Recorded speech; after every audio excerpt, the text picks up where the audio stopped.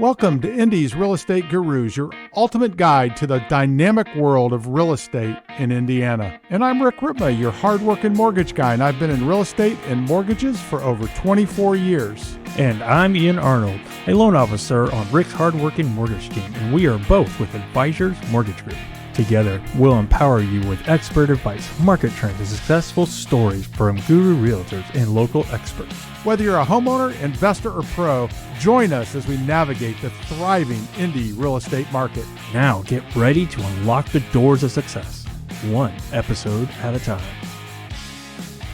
Thanks for joining us, Jeff. I appreciate it. Rick and Ian, thank you very much for having me. It's been a while, so glad to be back with you. And this reminds me of the old times. Oh, me too. Jeff and I had a show together, and I got to tell you, Jeff's one of the gurus.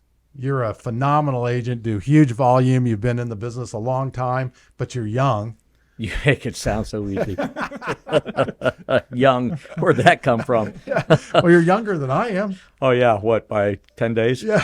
8 days? Yeah, that's well, it. That makes you young. There you go. Perfect. If I'm young, you got to be young. So we're a couple of the OGs that are young. Yeah, that's right. So how did you, before real estate, where did you live? Where'd you grow up? How'd you get into real estate? Grew up in, born and raised Champaign-Urbana, Illinois. Moved over to Danville. Came from the Fighting Illini side of the world, and then we moved to the Far East here in Indiana, and got transferred over here in '82 with Motorola Communications, and was regional sales manager. Worked with those guys for a while, and Gary McNutt and I were actually prior to Motorola, we were with McLean Trucking Company. And when McLean had an ESOP program, they went out of business. Gary went to work with his brother-in-law, Paul Jr., and Paul Sr., and I went to Motorola. So kind of a fun fact of knowing Mr. McNutt before Estridge and before Wedgwood and all of that. So he's a good guy. He's a great guy. Yeah, he is. Phenomenal builder and do anything for you. So anyhow, got over here and got into real estate in 1995. So haven't looked back. It's a couple of years. All the credit goes to Eric Eisenhower for getting me in there. Eric and I used to work out together. Okay. And we'd be at the gym at 5 a.m. and leg day pushing a Suburban around a parking lot and doing whatever. And Eric's like, man, you got to get into this. This is you can make a future with this. And it's like, all right. So I got my license back in over Thanksgiving of '94, and January 1st of '95 just said, all right. Let's do it. There's, kind of like that book you read now, Burn the Boat. I burnt the boat. Yeah. So you quit Motorola and went did full-time into real estate. Full-time into real estate. So we're getting it done. So back then, what did you do to get going?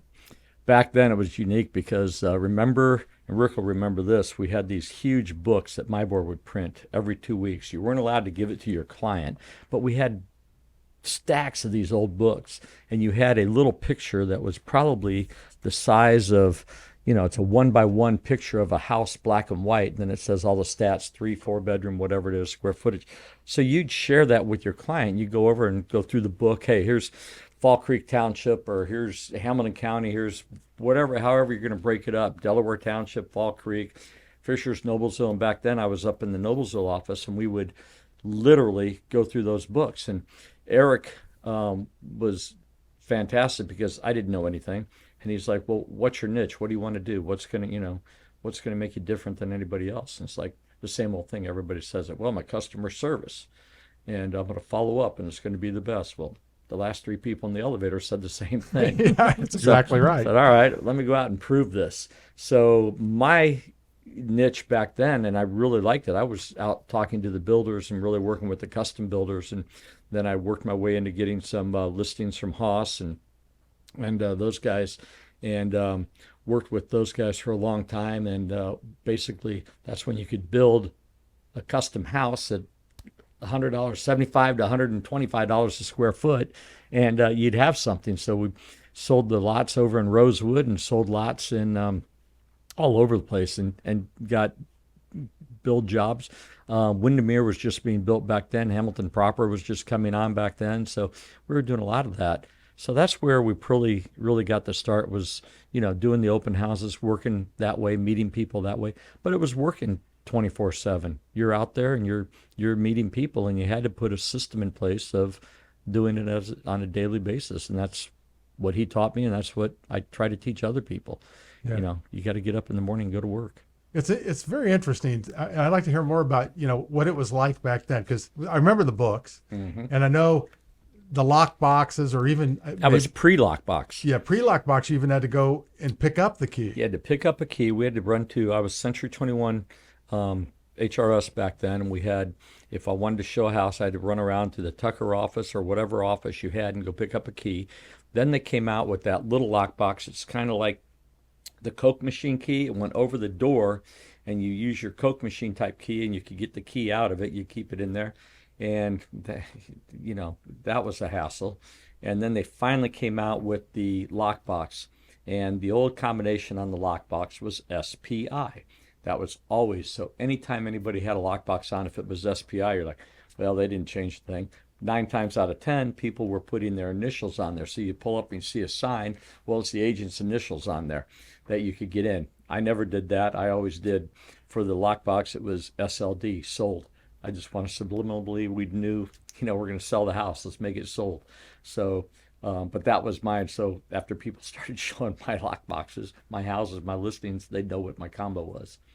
And, we've evolved in then. And then this big thing called the www internet thing. I don't know. The web? Yeah. World Wide Web. Yeah. Founded by none other than our Vice President of the United States back then. Yeah. Gore. I remember Al that. Gore came Yeah. up with this thing, and It's revolutionized the world. yeah, it's kind of gone a little bit. But the interesting thing is now, from back then to now, when we would take our pictures, run over and get them developed and stick them on and try to share what we have, everybody sees everything now. So it's like, you guys, if you're not listing them right at the right price and doing that, and you're putting them out on the internet, the public sees it, and they can see and they know the value. So they're going to know it up front. And from what happened in 2020, 21 to 22 versus back then, we always heard about California doing, oh, they got multiple offers and they've got all this stuff going on. And we're like, what would that be like? Never seen a market like that. And then, Now you know. yeah, the evolution from 1995 to 2021 has been something. Yeah. So how do you not really control, but how do you take care of a customer, a listing, when you get that many offers that come in? How do you help somebody make a decision?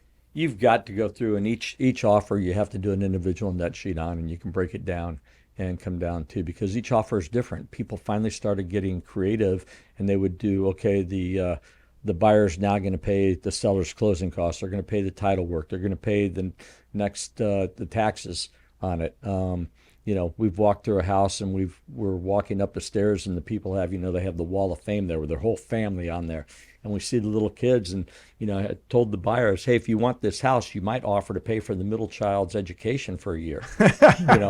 We got to be different in this, in making our offers and setting ourselves apart. So, but you really have to break it down, and you got to look at them. And I go through and all the information, in old school, of course, but it's highlight everything on that offer, put it into a net sheet, and then it spits out, hey, here's what the client's going to net. Then they, take that from there, and you figure out who you're going to work with or not.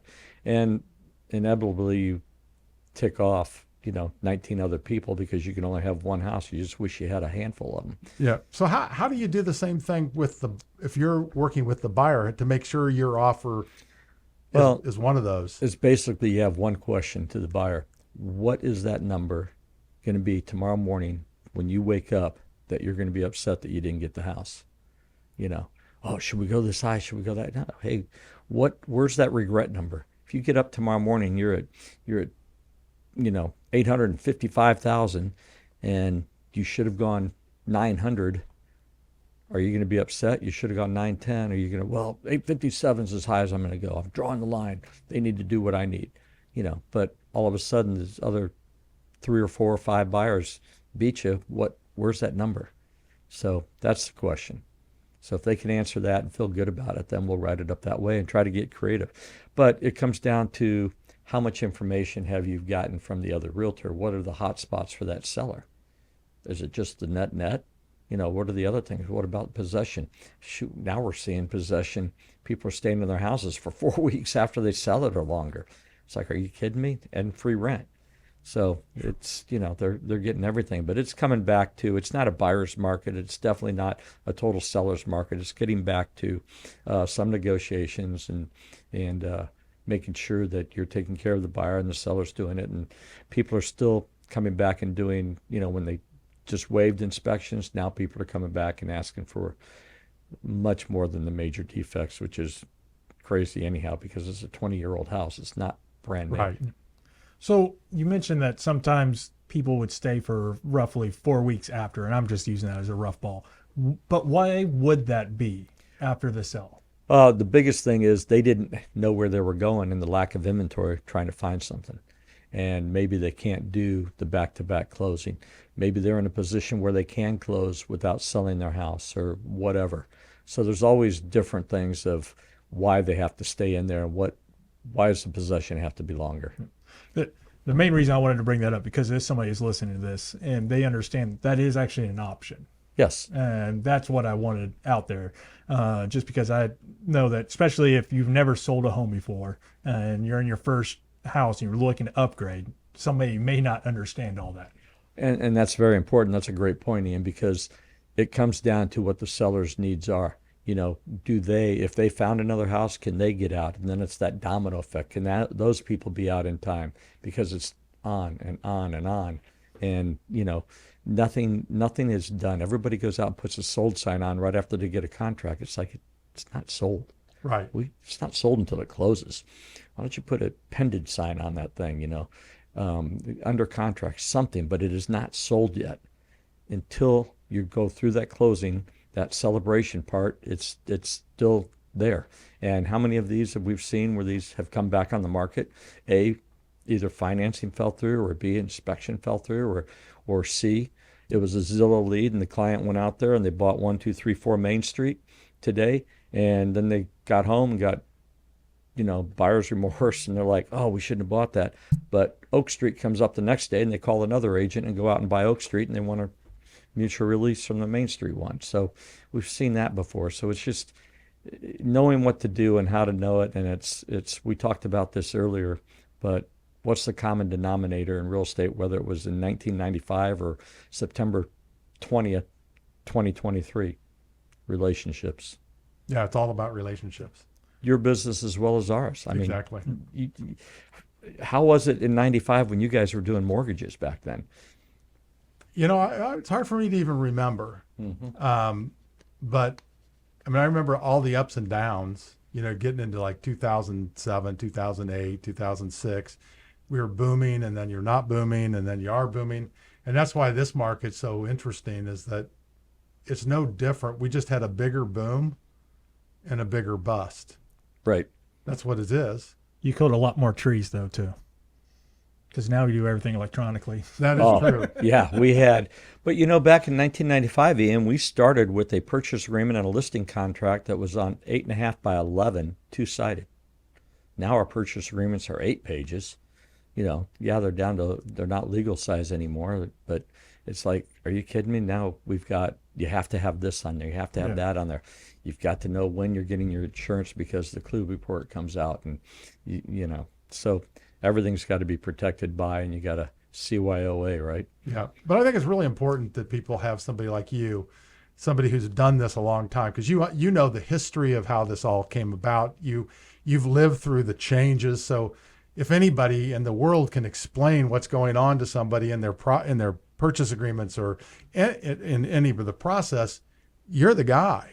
Well, we've done it for a while. We do have a lot of it, and I pride myself on the more experience, better results out there, because there's two things in life: excuses or results, right? That's right. You can't take the excuses to the bank. So, and your client is counting on you to provide for them. So that's what you have to do. So you've got to utilize your experience, and we've learned a lot, and we're always learning every day. So if we're not trying to educate ourselves and get more information and stay on top of things, then we're just going to be one of the old guys just beating the bushes out there, and he doesn't know anything. But yeah, it's a little different. Yep. So you mentioned you like to, it's all about relationships. Mm-hmm. So I want somebody to get a relationship with you. What's the best way they can get in touch with you, whether they're looking to buy, sell, or just talk real estate? They can reach out multiple ways. On my cell phone, 317-710-5500. On email, jeff.kucic, Kucic, at evrealestate.com. That's E as in Edward, V as in Victor, realestate.com. That's the best way. Call, text, whatever. Smoke signals. throw a rock at the car. I'll definitely stop. But, let us know what's going on. We'll be glad to. And the thing about relationship building, and Rick and I have talked about this way back in the radio shows and all that, but it's not going out and saying, hey, you're in mortgage business, I'm in the real estate business. It's more about finding out what are their needs. I mean, with Engel Volkers was bringing them into Indianapolis as being, we're exclusive with them, and bringing the top luxury firm in the world to Indianapolis and being exclusive here. People were wondering, what is Engel Volkers? And we simply,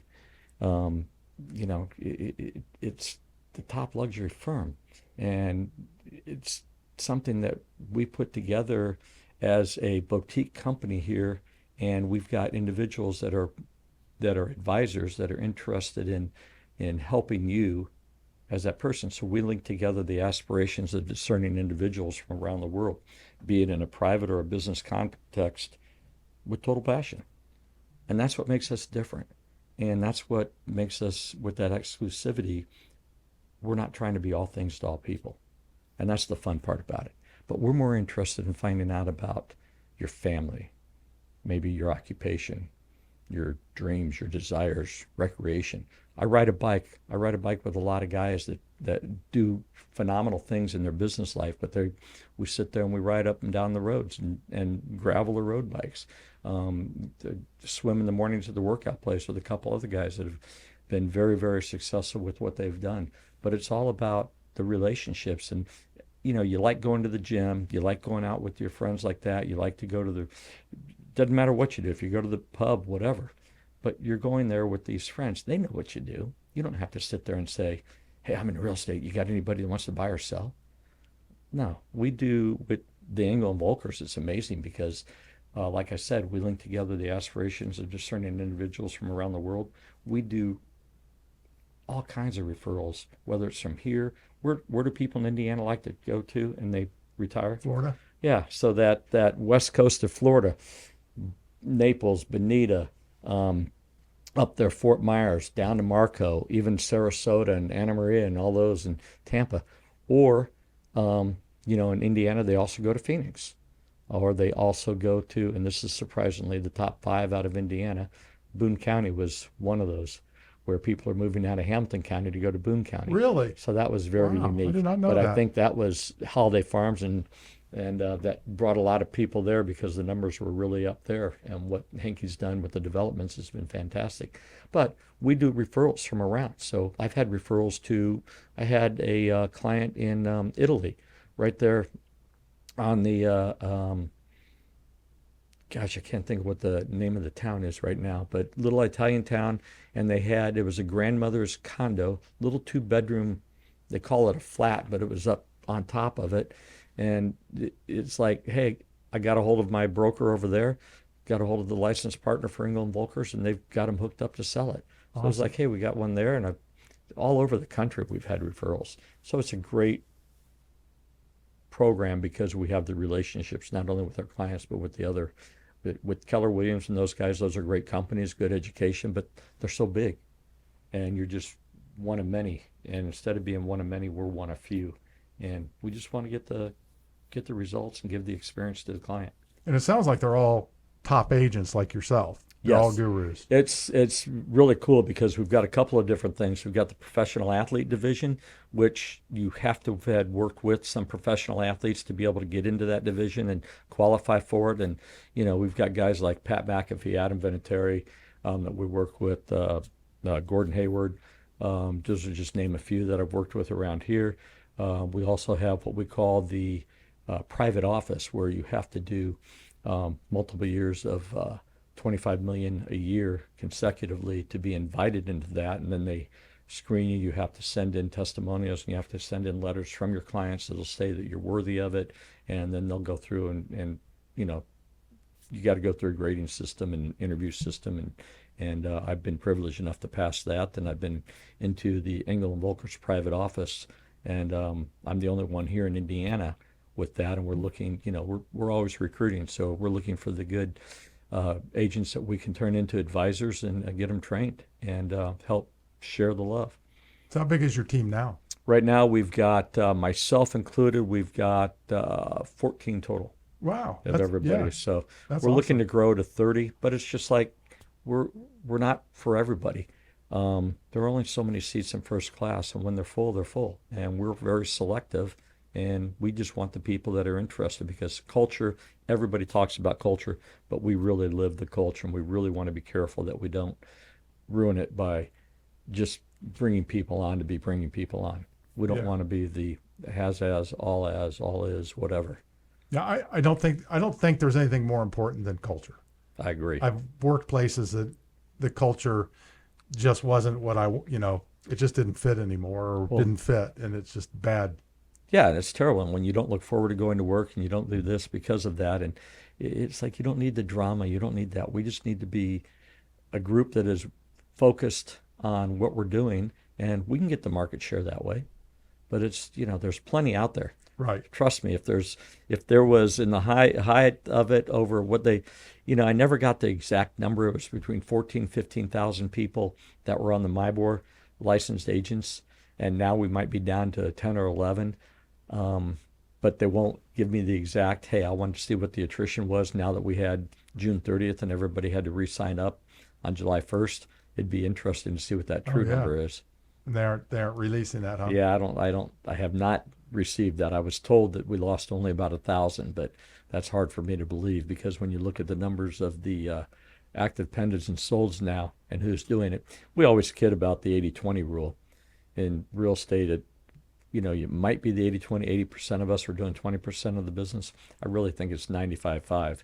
95% of the business is done by 5% of the top advisors and agents out there. It seems like that's the move. That's what the movement has been over the last couple of years, is that the very top people have done far better, Mm-hmm. and the other people there's not enough as much to go around, because those guys like you've got the relationships, you've got the people. We go back to our basically our closed client list, and you know, as long as we're within the res, as long as we're taking care of those guys, as long as we're going in every morning and with gratitude, get into your systems, figure out your hot and cold lists, work those up, try to make it a point to contact, reach out, touch somehow, way or form, whether it's text, phone, meet in person, 50 people a week, and put your sphere in there. You'll be fine. If you don't do that, you're going to struggle in this business. But you have to have those systems in place, and you have to do them daily. So that's just so I understand, and so people understand who might be listening, especially if they're a newer agent or maybe they're a struggling agent. You've been in the business since 1995, Mm-hmm. and you still work your tail off, Yes. and you still do all the things that you need to do to keep your business coming in the door. If I didn't do it, it'd be like resting on your laurels, and it doesn't happen.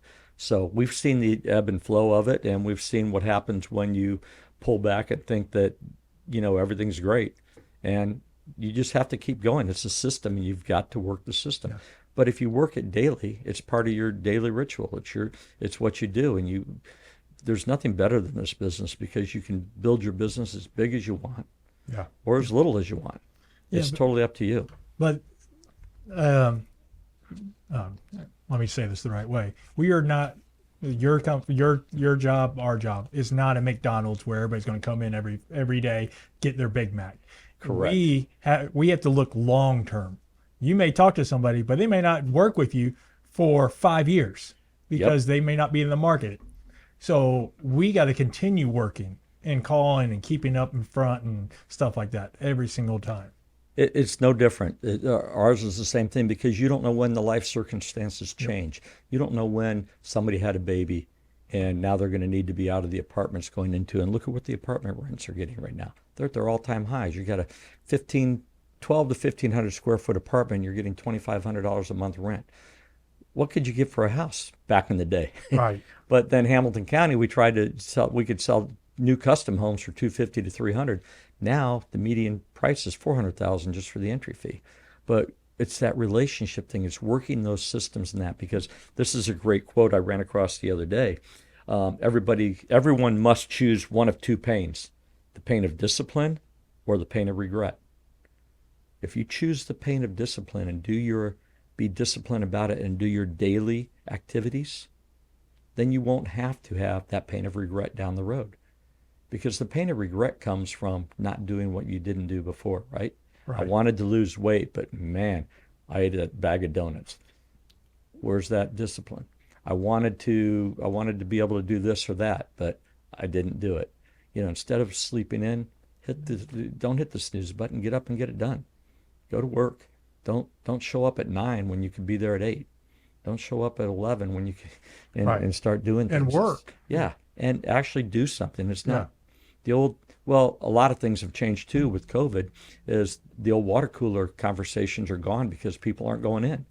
So it's like, okay, now what are you doing? Well, I'm doing some work, but I'm throwing the laundry in. I'm doing some work. I had to pick up sticks. It was windy last night.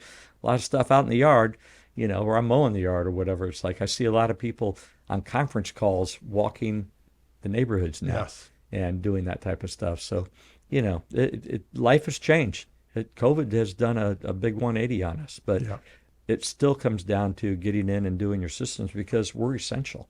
And until you figure out the life changes of your clients, of your potential clients, of people that you care about, they're going to talk to you. They know what you do, and they're going to call you when the need is there. But they're not going to call you if they don't know that you're still in the business or not. Right. They get an email from me. It's, oh yeah, Kucic's still in the business. He's still out there begging.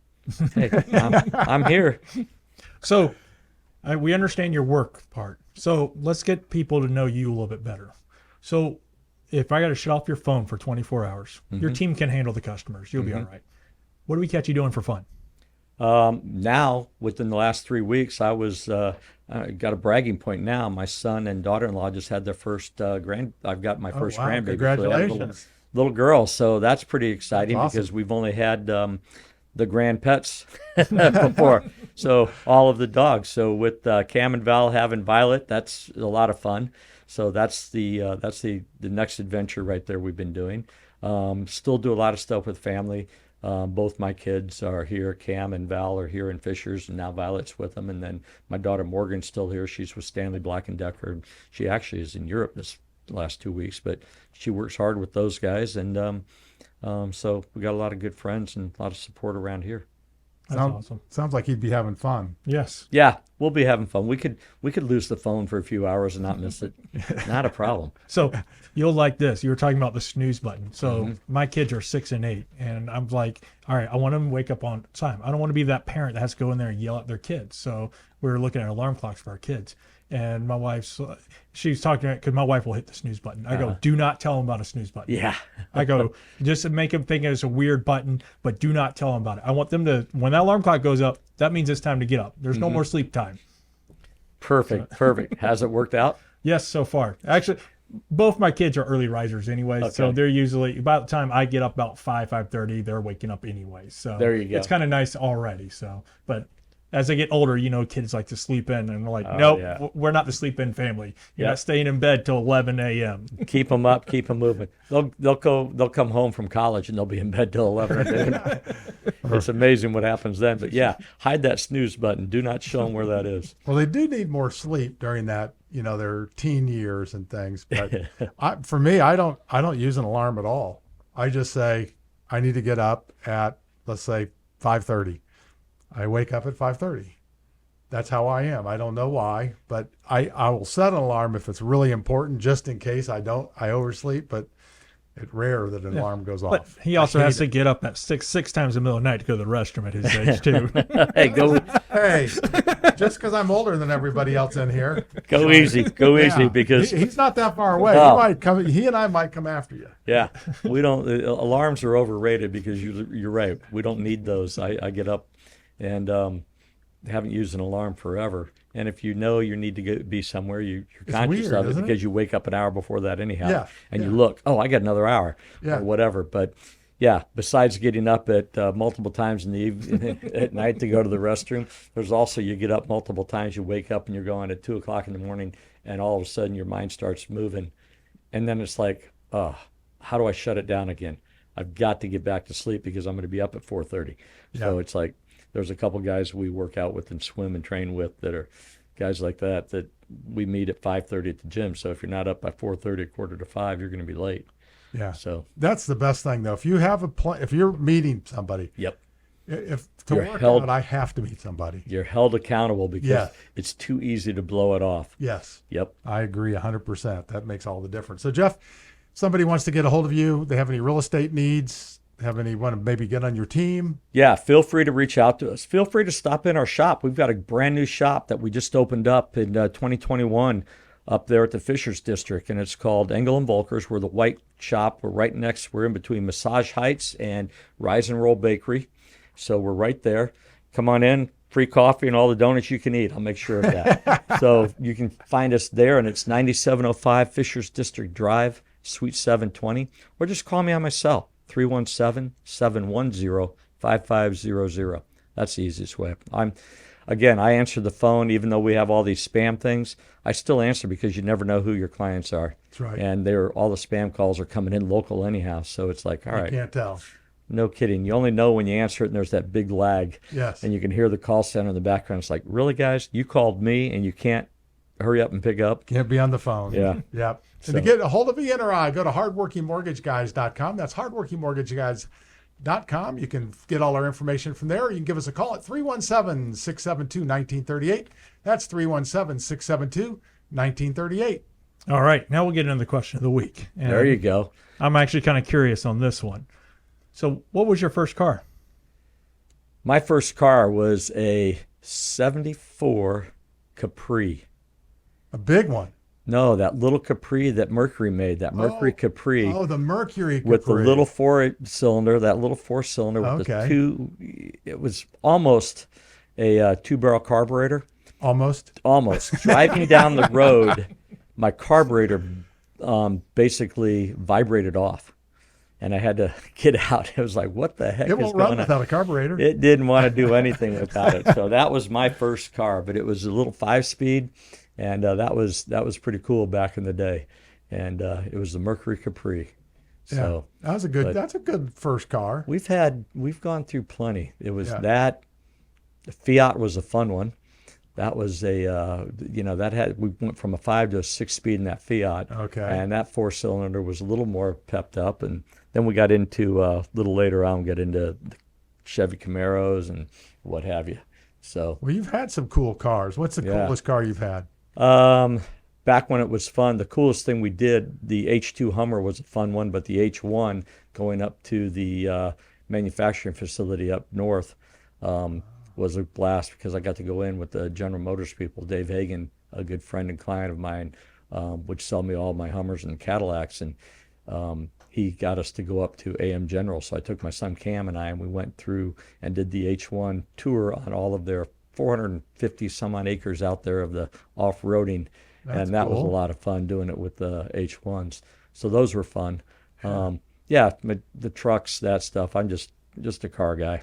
Yeah, me too. It's just like, hey, what can we do out there? We have one.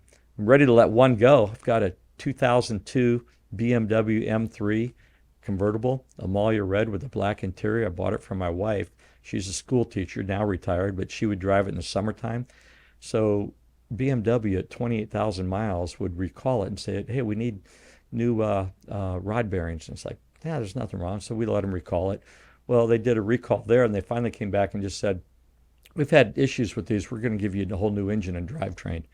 I took it off the lift. I've got a lift in my garage. I took it down this year. I've got 63,000 on the chassis and only 30,000 on the engine. Wow. And it's like, yeah, maybe I can get rid of it. It hasn't moved for a while. So if anybody's looking for a fun car, let me know. Is that the manual or is that? That's the SMG transmission. Oh, okay. So that was the first year for the SMG. It's just Yep, front the and little- back, no yep, the little clutch. paddle shift. Yep. That's what So it you is. got paddle shifters on the wheel, or you got the shifter on the, and it's a lot of fun. I used to sell the high end, and a lot of people seek out the manuals because a lot of them have gone to the SMG transmission. So a lot of the people who know how to drive manuals want that. Yeah. And I would agree. I'm not a big fan of the SMG transmission. Well, the only criteria I had was Crystal wanted red with a black interior and didn't want a manual transmission. The SMG was the only option, and that was their first or second year out with it back then. And when you go valet park, a lot of people have no idea what the heck hey, where's the clutch? I see the shifter, and you have to have it in neutral to start it and everything else. But I found it, got it out of Ohio, and brought it over, and it's been a blast. Yeah, for me, I drove nothing but manual cars for a long time. But as I've gotten older, I really much prefer something like that or an automatic than the manual and have to do that much. I don't know. Maybe I've just gotten lazy in my old age. I don't know. Well, back when we were doing the radio show, I had my Jeep Wrangler that was a stick, and we'd drive down from up here down to that in the snow and everything else. And it was my whole theory was, hey, if I'm going to have a Jeep Wrangler, if I'm getting a Rubicon and that, I'm getting a stick. Yeah. I had found everybody had manuals. I had to order this out of Atlanta, Georgia, and they brought it up. Yeah, it had to be hard just to find one with a stick, and it was almost impossible. But who wants to drive a Jeep with an automatic? Yeah, I know. It's like, come on, but again, I'm the OG, so why not? Yeah. Well, BMW found that being an issue. So you know what they did? They took the SMG and was like, well, if you just tab it over, it goes into automatic. Right. That's what Crystal did. She just tab it right over and put it in there. What else did you sell? I worked for Coast to Coast, so we did Ferraris, Bentleys. Oh, we did yeah. all, so. You had a lot of time. So, and now is the Coast to Coast store that's over there, the Bentley store, is that Coast to Coast on that, or does Bentley own it? Coast to Coast owns it, but they bought it for Bentley, just like Tom would Ford. Right. I mean, this is Ford's Coast to Coast Bentley. Correct. That's what I thought, because isn't there still a Rolls Royce place in Zionsville? Yep. Okay. No. Oh no, did that one go out? No, that one's that years ago it went from Rolls Royce to just Bentley. It was Bentley Rolls Royce, and then they are now just an exotic used car store. Oh, that's it. Yeah, I drive by it all the time. Yeah. I'm not too far from it. Right. Yeah, it's not a So it's not a dealer anymore. No longer. They sold to Coast to Coast. Okay. I thought they still kept the Rolls Royce part, but guess not. No, they had not had Rolls Royce in years. Interesting, because they did a function yesterday at the Bentley store for realtors and that, and Matt Steed, a couple of my advisors were out there for it, and said it was pretty cool, pretty well done. It's a great building. So do you have a Bentley on order? No. No. I drive a truck. Yeah. Just get me to and from and have room in the back. So if Bentley doesn't have a truck, by gosh, Jeff's not going to have one. No. They do have a nice looking SUV though. Yeah. That's pretty sharp. And that new Genesis, that's pretty sweet too. That thing is looking good. It always throws me off because the Genesis, they changed their logo just for that. Yeah. Everything else is their typical Hyundai logo. Right. But then Genesis is like, no, we'll do a different logo for this. I'm like, are you going to separate it? What are we doing here? Yeah, exactly. They separated it. They're kind of like Chevy and Cadillac. I mean, they all those Chevy, places. GMC, Cadillac, you go boom, boom, Yeah, boom. they do that. It's so much, and we got off topic from real estate, but it's all about interest in that thing, and that is all we're talking about is what people like. Yeah. And that's the same thing, and we find that's the common denominator in doing anything that we do. Yeah. So, and I love cars, so yeah. You love cars, so and Ian likes cars. He doesn't love them, he just likes them. Hey, I understand there's a point to them, but at a certain point in time, I'm not paying what they want me to pay. To get from point A to point B. Correct. It's all about the flash. That's why I drive a Toyota. There you go. Well, Toyota came out with some new stuff too, which is Toyota built some beautiful cars. I still think they're the best. They're phenomenal. Yeah. So I'm going to get back to real estate a little bit. At least I'm going to get back to Jeff. Mm-hmm. What would you say your superpower or superpowers are? Superpower would be the relationship, working with our clients, understanding their needs, asking the questions, and listening. Yep. I was sure you flew. Yeah. You wouldn't need all those cars then. My wife thinks I have a broom, maybe, but I don't know. So what would you, and I'm kind of curious on this since you've had so much experience. I want to hear some stories. So What do you consider one of your most memorable transactions? They're all memorable. They're all good, bad, and different, and everything is different right now. Everything has its own situation. The best thing you can do is whether the clients are coming in from either coast or whatever, and they haven't been in the house yet, and they just made the trip in to buy it, and now they're getting possession on it, or it's seeing how people are excited and happy about what they've done. It's getting that the gratification of helping people get what they want. Because if you help enough other people get what they want, you'll get what you want. Thanks, Zig Ziglar, but that's what it is. Yeah, it's true. And that's the pleasure is helping all these people, because we've had war stories through inspection stuff. We've had buyers and sellers that don't want to be in the same room, and we've had egos from realtors that have to win versus that. And it's just like, come on, guys, we're here for one common denominator here. It's to get the buyer and the seller, and it's got to be a win-win. If you've got somebody that's winning and somebody that's always losing, it's not going to work. So what do we do to bridge that gap? How do we make this thing work? And how do we work with the other agents and work together? And that's important. Yeah, and it makes a big difference when you've been in the business as long as you have, and you've worked with so many agents. If there's agents out there that are difficult to work with. Yeah, you got that. You look there and you kind of know heads up of what it is, but it's all about communication. If you can communicate with them, and I beg them to communicate with me to let me know where we are, what's going on. Wild story of one, had a client, they were probably in their mid-40s. Everything they had kept saying that they've got the money. They would show me things that they have the money. We're ready to go to a closing. They were the grandsons of some guy that sang Elvis Presley. Oh, you ever heard of some? I think I heard of him. So they're coming up out of Memphis. They had a dually pickup truck that broke down, and it was over at Palmer Dodge. And finally, these people, nothing was adding up. So I check it out. Yeah, they did have a truck over there. Trying to get a hold of their attorney. Their attorney had the earnest money check, but she put it in her vault, and she was gone for the week on vacation, so they couldn't get the earnest money out, and things are like, this doesn't make sense. And then when the attorney got back, she had it in the front seat of her car, and then it went out the window or the back seat, it's like, come on. And these people just insisted that who they were and everything. And it's like, what do you get from that? Yeah. So we've had some wild stuff go on. What happened with that one? They just vanished. It was just like, they came, looked at the house and all that. The sellers I represented the sellers, and the buyers were like, we're here, we're ready to go. They gave all the information. We thought we vetted them well, and they gave all the stuff for the funding and all of that, but nothing finally added up. So, it's just a big waste of time, but it's curious to see why people do that. Yeah, I don't understand why anybody, I don't know what they What got are they out going of to it. gain? Yeah, Yeah, I don't you know got what to they got walk out through of a house. Well, just ask me for a showing then. Yeah. We'll let you see it. Don't pretend you can buy it. Yeah. What difference does it make? Yeah, exactly. So what's one more tip or story that you have that you could share with our audience? Besides getting up, going to work, doing your systems, working your plan, Yeah, besides that, or part of that. have fun with it. Do not, I guess, be serious, but don't take it all so serious. Get out there and when you're meeting people, enjoy it. Be passionate about it. The biggest tip I could give you, I guess, would be passionate about it. Let people know, and if they see that you're passionate about it, they'll believe in you. They'll do things with you. But don't try to, hey, I'm in real estate. Hey, Rick, anybody wants to buy or sell? Come on, Ian, you got anybody right now? Before I leave, can you give me 3 names? Right. It's like, hey, all right, I got a set of Ginzo knives I'm going to give you. Or it's what are the knives? The Cutco knives.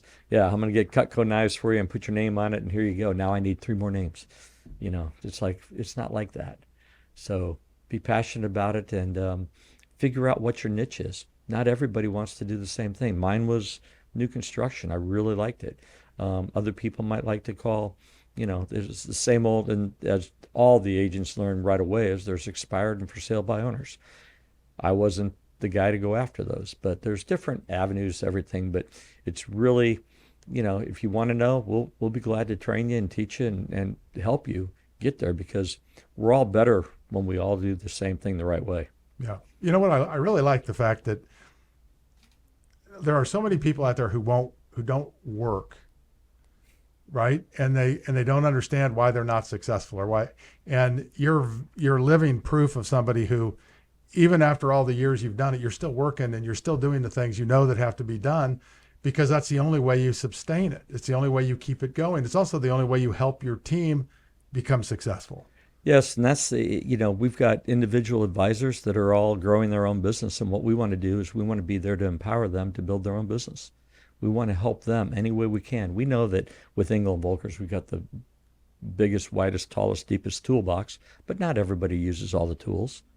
But it's be who you are, be passionate about it, and go out and work your business. And we're here to help you advance that business, build it into something that you can really be proud of and have. And it's the multiple streams of income, doing different things that are available, and the real estate offers you that opportunity. Yeah. So it's you don't do it because you have to. When that comes through, then it's a struggle. Don't live in a life of scarcity. Be in the life in abundance. Be out there and be ready to go. It's all mindset. That's so true. I was watching a program on Arnold Schwarzenegger. Arnold, I think that's what it's called. Mm-hmm. And he visualized. I mean, when he was a kid, he sat there and he visualized, and he said the first Mr. Olympia he won, he said it was exactly as I visualized it, with them chanting Arnold, Arnold, and all that. It's like, wow. Yeah, you definitely see that. That's why it's good to get up in the morning and have gratitude. It's good to write your affirmations down. Hey, if I want to be down to 170, I'm going to write down I feel great at 170. And do that 25 times every day. And say things out throughout the day. Today is going to be a great day. Today, good things are going to happen to me. And things happen, and it's a great thing, but it's yourself, and there's a bigger power out there, trust me. Yes. That can help us get to where we want to be. So, but that's what you have to do, and you have to do it daily and be grateful for it. Yeah. So I want people to help you be great. Okay. So what's the best way somebody can reach you if they want to buy, sell, or even just talk real estate? They want to do any of the above. Call me on my cell, 317-710-5500, or better yet, stop on by, 9705 Fishers District Drive, Suite 720, right next to Rise and Roll. Free That's donuts and coffee. place. Rise and Roll is awesome. We're doing Broncos and this is fun. We're doing Broncos and Brews out there Saturday morning from 8 to 10, like cars and coffee. One of my clients has Broncos, and he rebuilds them, and we'll put in lift kits or any aftermarket things, tires, wheels, whatever you want to do. A Bronco's like a Jeep now. It's endless. Oh, it's unbelievable. The potential they These have. are the new ones he's doing. These are the new ones, and you can bring your old ones in, but it's Broncos and Brews from 8 to 10 a.m. this Saturday, September 23rd, up there at Fishers District. So it'll be fun. So, yeah, come on up. We've got all the coffee and the donuts from Rise and Roll, and we'll be out there and just mingling with the crowd. That's awesome. And to get a hold of Ian or I, go to hardworkingmortgageguys.com. That's hardworkingmortgageguys.com. You can look our information up there, or you can give us a call at 317-672-1938. That's 317-672-1938. And please follow us for more Indy's Real Estate Gurus. And a reminder, if you have any friends, family, or coworkers looking to buy, sell, refinance, let us know. We'd be more than happy to help you. Hey, Jeff, thank you for joining us. It's been a pleasure having you on our show today. It's been a blast on here. And one question I have for you guys, though, I keep looking at the clock.